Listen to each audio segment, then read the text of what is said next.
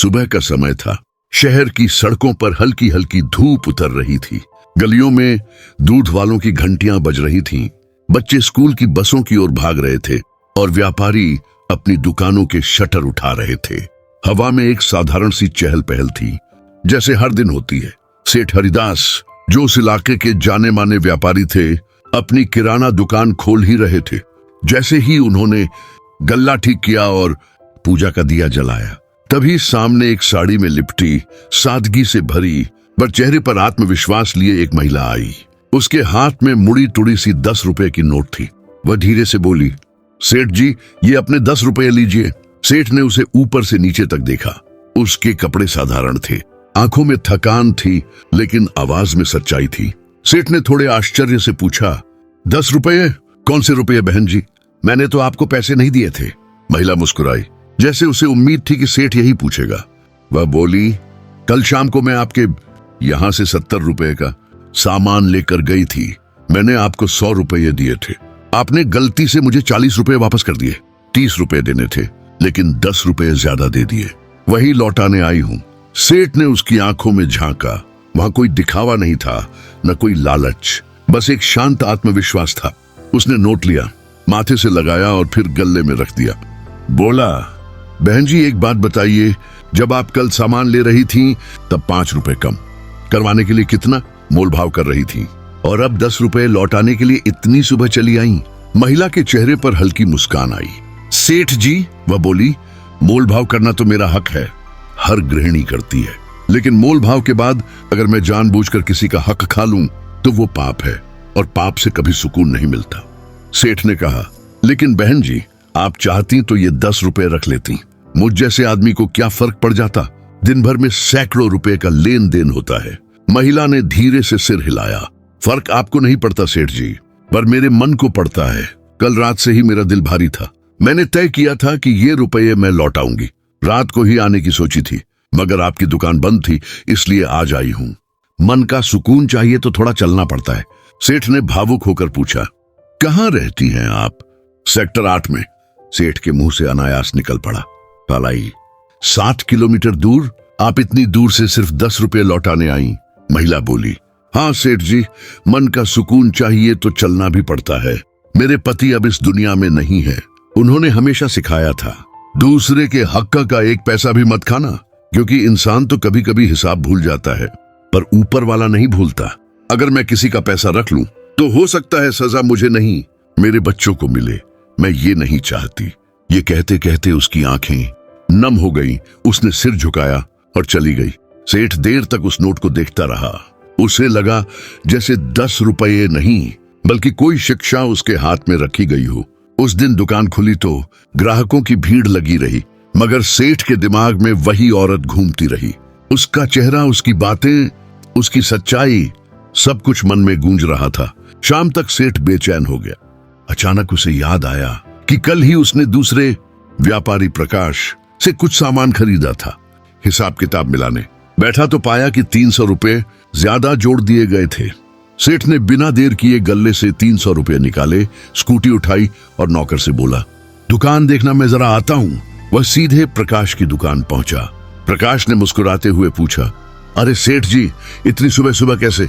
सेठ बोला, प्रकाश जी, ये आपके 300 रुपये हैं, कल के हिसाब में ज्यादा जुड़ गए थे। प्रकाश हंसते हुए बोला, अरे सेठ जी, पैसे ज्यादा जुड़ गए थे तो क्या हुआ? जब मैं दोबारा आता तब दे देते। इतनी सुबह सुबह परेशान क्यों हुए? सेठ मुस्कुराया, लेकिन उसकी आंखें गंभीर थीं। देखिए प्रकाश जी, जब आप दोबारा आते तब तक कौन जाने मैं जिंदा रहूं या नहीं। ये 300 रुपये तो आपको पता भी नहीं थे, लेकिन मुझे थे, और ऊपर वाला कब हिसाब मांगने लग जाए कौन जाने। मैं नहीं चाहता कि मेरे बच्चों को मेरी गलती की सजा मिले। इतना कहकर सेठ वहां से चला गया। सेठ के जाने के बाद प्रकाश की हंसी गायब हो गई। उसके दिल में कुछ भारी सा उतर गया। ऊपर वाला कब हिसाब मांगने लग जाए, ये शब्द बार बार उसके कानों में गूंज रहे थे। रात को वह बेचैन रहा। उसे एक पुरानी बात याद आई, करीब 10 साल पुरानी। तब उसका एक बहुत अच्छा दोस्त था, रवि, एक ईमानदार, सच्चा और मददगार इंसान। रवि ने एक बार उसकी मदद की थी जब प्रकाश पर बहुत कर्ज था। उसने 3 लाख रुपए उधार दिए थे, बिना किसी लिखत पढ़त के, सिर्फ भरोसे पर। लेकिन किस्मत को कुछ और ही मंजूर था। रवि ने पैसे देने के अगले ही दिन एक सड़क हादसे में जान गंवा दी। रवि की पत्नी और बच्चे अनजान थे कि उनके पति ने किसी को पैसे दिए थे। प्रकाश के पास मौका था, चाहता तो वह जाकर पैसे लौटा सकता था, लेकिन उसने नहीं लौटाए। वह सोचता रहा, किसे दूं, किसे बताऊं, किसी को पता नहीं, रहने दो। धीरे धीरे समय बीत गया। शुरुआत में उसे थोड़ा अपराध बोध हुआ, मगर फिर जिंदगी की भागदौड़ में सब पीछे छूट गया। लेकिन अब सेठ की बातों ने उसके जमीर को झकझोर दिया था। 3 दिन तक वह बेचैन रहा। हर बार जब वह अपने बच्चों को देखता, उसे लगता जैसे उनके चेहरे पर कोई डर मंडरा रहा हो। वह सोचता, अगर ऊपर वाला मुझसे हिसाब मांग बैठा तो, अगर मेरे बच्चों को इसकी सजा मिली तो। आखिरकार चौथे दिन उसने तय कर लिया, अब देर नहीं। वह बैंक गया, 13 लाख रुपए निकाले, 3 लाख मूलधन और 10 साल का ब्याज जोड़कर। दिल धड़क रहा था, लेकिन मन में एक सुकून भी था कि अब वह सही काम करने जा रहा है। वह रवि के घर पहुंचा। घर बहुत पुराना था, दीवारों पर नमी थी। दरवाजे के बाहर 2 छोटे बच्चे खेल रहे थे। प्रकाश ने दरवाजा खटखटाया। अंदर से वही महिला निकली, साड़ी में लिपटी, साधारण लेकिन तेजस्वी चेहरा लिए। वह वही औरत थी जिसने सेठ को 10 रुपए लौटाने के लिए 7 किलोमीटर की दूरी तय की थी। प्रकाश के पैरों के नीचे से जमीन खिसक गई। वह भावुक होकर बोला, बहन जी, मैं प्रकाश हूं, आपके पति का पुराना दोस्त। महिला ने पहचान लिया। हाँ, आप प्रकाश भैया, अंदर आइए। प्रकाश ने कांपते हाथों से बैग खोला और रुपए उनके सामने रख दिए। बहन जी, ये आपके पति के पैसे हैं। उन्होंने मुझे 3 लाख रुपए दिए थे, लेकिन उनके जाने के बाद मैं डर गया और गलत काम कर बैठा। आज सजा देने नहीं, माफी मांगने आया हूं। महिला हैरानी से देखती रही, आंसू उसकी आंखों से छलक पड़े। 13 लाख रुपए देखकर वह बोली, भैया ये बहुत बड़ी रकम है, मुझे तो पता भी नहीं था। प्रकाश बोला, मुझे भी पता नहीं था कि मैं इतना हल्का महसूस कर सकता हूं। आज मेरा दिल साफ हो गया। वह उनके पैरों में गिर पड़ा। महिला ने उसे उठाया और कहा, ऊपर वाला हर किसी को अपने किए का मौका देता है। आपने वो मौका पहचान लिया, यही सबसे बड़ी बात है। जब प्रकाश घर लौटा तो उसकी आंखों में अजीब सी चमक थी। उसने बच्चों को गले लगाया। पहली बार उसे लगा कि उसके भीतर जो भारीपन था वो उतर गया है। रात को जब वह सोया तो वर्षों बाद गहरी नींद आई। सुबह उठा तो लगा जैसे पूरा जीवन बदल गया हो। उधर वह महिला जिसने सबसे पहले सेठ को 10 रुपये लौटाए थे, अब हर किसी की प्रेरणा बन चुकी थी। वह अपने बच्चों को बार बार सिखाती, बेटा मेहनत से कमाओ, मगर किसी का हक मत मारो। ईमानदारी भले छोटी लगे पर उसका फल बड़ा होता है। कहानी का सार, जीवन में पैसा जरूरी है, पर उससे कहीं ज्यादा जरूरी है ईमानदारी।